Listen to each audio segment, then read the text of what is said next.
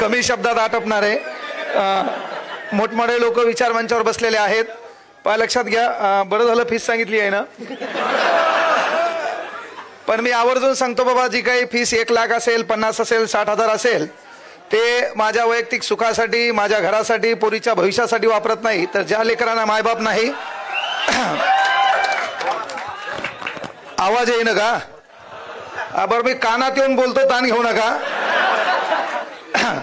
तर मला जे काही फीस सांगितली धनराज भाऊनी बाबा 1 लाख घेणार आहेत, तर यावरून सांगालो ते 1 लाख रुपये मी माझ्या स्वतःच्या घरासाठी, स्वतःच्या भविष्यासाठी, मुलीच्या भौतिक सुखासाठी न खर्च करता ज्या लेकरांना मायबाप नाही त्यांच्या शिक्षणासाठी खर्च करत असतो, म्हणून ती फीस घेत असतो. आणि इथून पुढे समाजाचा कुठला हाच कार्यक्रम नाही, कुठलाही कार्यक्रम असेल मग सत्कार करा नका करू, एक आवाज द्या, वाघ तिथं मैदानात उभा असेल हा शब्द इथून द्यायलो. विचार मंचावर सर्व सन्मान्य मान्यवर आहेत, पण चर्चा, खुर्च्या आणि मोर्चा, चर्चा, खुर्च्या आणि मोर्चा यांच्या भोवतालचं राजकारण न करता ज्या माणसाने आयुष्यभर समाजकारण केलं ते स्वर्गीय गोपीनाथरावजी मुंडे यांच्या चरणी प्रथमतः अभिवादन करतो.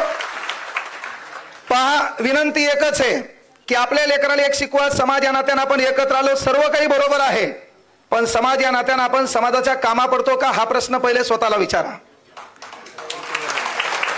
आज आपण इथं आलो, इथं आल्यावर पहा माझं म्हणणं एकच आहे, गाड्या घोड्या मोठमोठे लोक आले त्यांनाच फक्त नमस्कार चमत्कार करू नका. समाजातला मूळ जो घटक आहे, जो गरिबीशी झगडत आहे, ज्याच्या लेकराची शिक्षणाची प्रश्न उपस्थित आहेत, ज्याला राहायला घर नाही, मग समाज या नात्यानं आपण त्याला मदत करतो का? आपल्या दुडीमध्ये भाकर आहे, आपल्या ताटात भाकर आहे, पण एक व्यवस्था आहे, ज्याच्या ताटात बी भाकर नाही, दुडीत बी भाकर नाही, तर आपल्या दुडीतली भाकर वाळण्या अगोदर त्या ताटात पडत असेल तर मग आपल्याला म्हणता येईल आपण भगवान बाबाच्या विचाराचे वारसदार आहोत. आणि म्हणून त्या नात्याने एकत्र या. विनंती एकच आहे, आपल्या लेकराला एक शिकवा. मी जास्त इथे काही मोटिवेशन द्यायला आलो नाही, फक्त एक सांगा आपल्या लेकराला की बाबा समाज टार्गेट केला जातो, त्याच्यानंतर बीडी जिल्हा गाजला गेला, पण एवढं होत असताना ओबीसी चळवळ गाजल्या गेली, त्याच्यातही समाज टार्गेट झाला, पण त्याला काही लय मोठा ताण घ्यायचा नाही है ना. फितुराच्या खांद्यावर बसून वाघाची शिकार करता येत नसते. फितुराच्या खांद्यावर बसून वाघाची शिकार करता येत नसते, त्यासाठी खांदा निष्ठावंत आणि शिकारी जातीवंत लागतो. आहिऱ्या गैऱ्याचं काम नसते, फक्त रक्त आपलं गरम आहे ते कुठं वापरायचं हे शिका जरा. नाही तर रक्त गरम म्हणलं उठसूट मारामाऱ्या करायच्या नाही, काही कार्यक्रम दिमाखानं करायचे. बाबासाहेब आंबेडकरांनी दिमाखानी सर्व नीट केलं का नाही, तसं आपलंही काम आहे. बा शिका, मोठे व्हा, आणि पदावरून मोठे झाल्यावर समाजाला विसरू नका. लेकराला एक शिकवा, बाळा कुठलंही स्टेज असेल तर त्या स्टेजवर बसायला पहिल्यांदा सत्ता लागते. भारतातलं कुठलंही स्टेज असेल तर त्या स्टेजवर बसायला पहिल्यांदा सत्ता लागते. आपल्या प्रत्येकाच्या नशिबात सत्ता येणार नाही. शेवटी आता धनुभाऊन हात डोक्यावर ठेवला तर धनराज भाऊ आहेत है ना. प्रत्येकाच्या नशिबात बाकीच्या आता आपले तर वांधे एवढे बेकार आहेत की आपलेच लोक आपल्याला टार्गेट करतात. एखादं जरी म्हणला तर यावर्षी पाहतो नगरपालिकेत बाजूच त्याला डायलॉग खानते, हा तू, हे आपले एकमेकाचे पाय वळल्यामुळे तर वांधे व्हायलेत ना.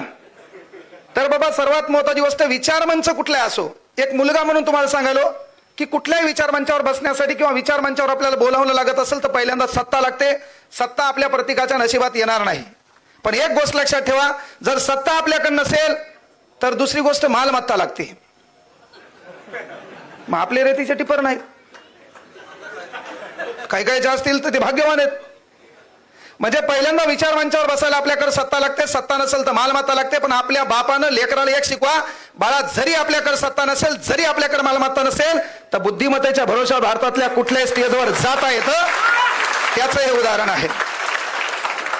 सर्वांना या ठिकाणी आपण एकत्र आलात. पुढील काळात धनराज भाऊला विनंती आहे की बाबा तुमचे भरपूर आभार आहेत, कारण आज समाज एकत्र येत नाही, कारण एक मन आहे, हुशार लोक एकत्र येत नाही आणि आपले घराघरात हुशार आहेत. त्यामुळे हुशार लोक सहसा एकत्र येत नाहीत. एवढे एकत्र आले म्हणजे साधी गोष्ट नाही. प्रत्येकानं काळजावर दगड ठेवून इथं ऐकायलेत, काही काही पटणं तरी ऐकायलेत. तर विनंती आहे, समाज या नात्याने एकत्र या. आपण टार्गेट कोणाला करतो किंवा कोण आपल्याला टार्गेट करतं यापेक्षा आपल्याला प्रगतीनं, कारण आपल्याला लोकांची रेस लहान करायची तर आपली रेस आपण मोठी करू, हेच काम करा. गोरगरिबांना साथ द्या. एखादा पालक आहे जिच्या मुलीच्या लग्नाचा प्रश्न कुठं उद्भवत असेल तर समाजानं त्यांना एकत्र उभे राहा. आणि काय असते माहिती का, कुठली गोष्ट घडवायची असेल तर ज्याच्याकडे वेळ आहे त्यानं समाजासाठी वेळ द्यावा, ज्याच्याकडे ताकद आहे त्यानं समाजासाठी ताकद द्यावी, ज्याच्याकडे अतिरिक्त कमवलेला पैसा आहे त्यानं समाजासाठी पैसा द्यावा, आणि ज्याच्याकडे काहीच नाही त्यानं गुमान गप राहावं. ह्या गोष्टी लक्षात घ्या. मला या ठिकाणी बोलण्याची संधी दिली, हा पुरस्कार दिला म्हणजे जबाबदारी वाढली. आता इथून पुढे एखादा समाजाचा आलं, तू तर लय गप्पा हाण लागला त्या दिवशी. आता आपले पोरगे करायचे तर समाजाचं कुठलाही पोरगा असो किंवा कुठलाही गोरगरीब असो त्याच्यासाठीच आपली ती फीस आहे. त्या लेकरांना मोफत शिकेल हा शब्द इथून देतो. मला या ठिकाणी बोलवलं, बोलण्याची संधी उपलब्ध करून दिली त्याबद्दल धनराज भाऊचे हृदयाच्या तळापासून आभार व्यक्त करतो. विचार मंचावरील सर्व मान्यवरांना साष्टांग दंडवत करतो. थांबतो. जय हिंद, जय महाराष्ट्र, जय भगवान, जय भीम, जय शिवराय.